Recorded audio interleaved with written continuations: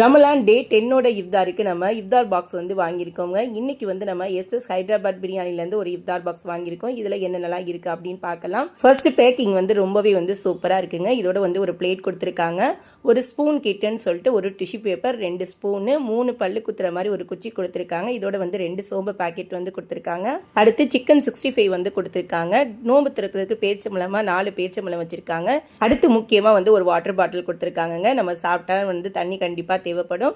அடுத்து சிக்கன் சமோசா வந்து கொடுத்துருக்காங்க. ஒரு 4 பீஸ் வர்ற மாதிரி வந்து சிக்கன் சமோசா ரொம்பவே வந்து டேஸ்ட்டாக இருந்துச்சு இந்த சிக்கன் சமோசா. அடுத்து வந்து ஒரு ஜூஸ் பாட்டில் வந்து கொடுத்துருக்காங்க.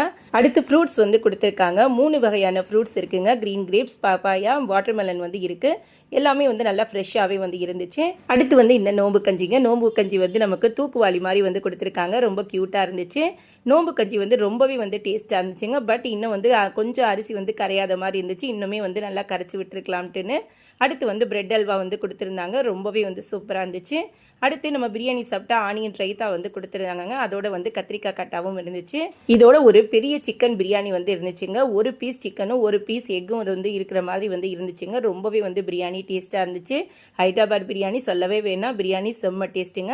அடுத்து இந்த சிக்கன் 65ல வந்து 2 பீஸ் இருக்கிற மாதிரி வந்து நமக்கு சிக்கன் 65 வந்து கொடுத்துருந்தாங்க. இதுதாங்க இந்த இஃப்தார் பாக்ஸில் இருந்துச்சு. இதோட ப்ரைஸ் வந்து 499ங்க.